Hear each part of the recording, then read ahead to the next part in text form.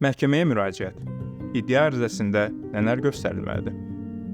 Məhkəməyə müraciət etmək istəyən hər bir şəxs iddia ərizəsi yazmalı və işin hallarını əsaslandırdığı sübutları həmin iddia ərizəsinə əlavə etməlidir. İddia ərizəsi məhkəmə icraatının başlanması üçün əsasdır və qanunla müəyyən edilmiş qaydada tərtib edilməzsə, ərizəniz məhkəmə tərəfindən geri qaytarıla bilər. İddia ərizəsi formaca giriş, əsaslandırıcı və nəticə hissəsindən ibarət olur.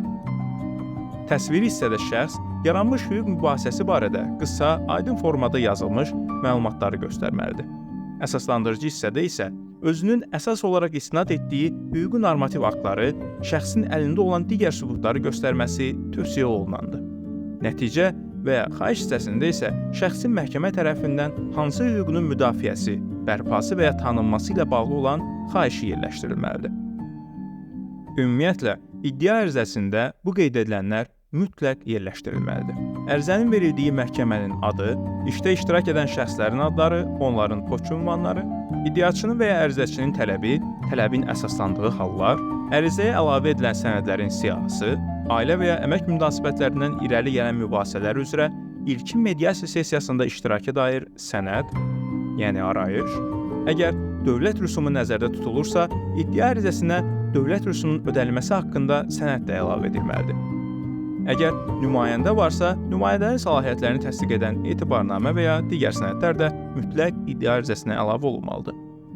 İddia ərizəsi elektron formada verildiyi hal istisna olmaqla, cavabdehlərin və üçüncü şəxslərin sayına görə iddia ərizəsinin surətləri də qoşmasında göstərilməlidir.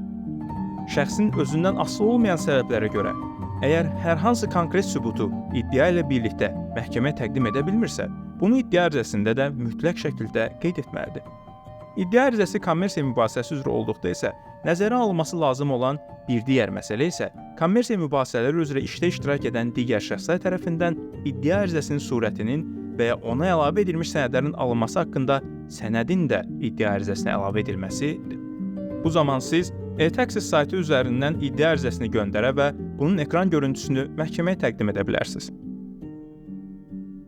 İddia ərizəsi hansı hallarda qaytarıla bilər? İddia ərizəsinin əvvəl bəhs etdiyim məcəllənin 149-cu maddəsi ilə müəyyən olunmuş formasına və məzmununa riayət edilməklə və ya məcəllənin 150.1.1-ci maddəsində göstərilən sənədlər və məlumatlar əlavə edilməklə göndərilmədikdə iddia ərizəsi geri qaytarılır.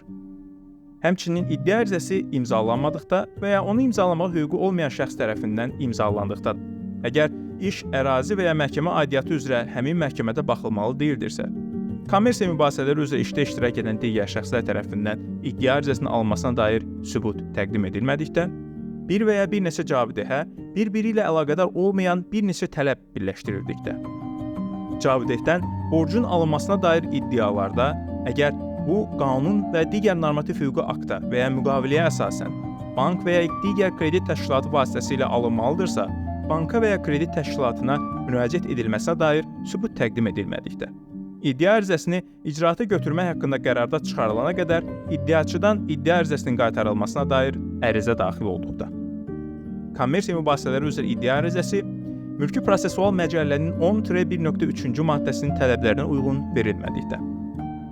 Bunu da qeyd etmək yerinə düşər ki, iddia ərizəsinin qaytarılması nöqsanlar aradan qaldırıldıqdan sonra ümumi qaydada ikinci dəfə məhkəməyə müraciət etməyə mane olunur. Hər bir halda məhkəmə ərizəni daxil olmasından 5 gün müddətində qaytarmayıbsa və ya onu qəbul etməkdən imtina etməyibsə, o qəbul edilmiş sayılır.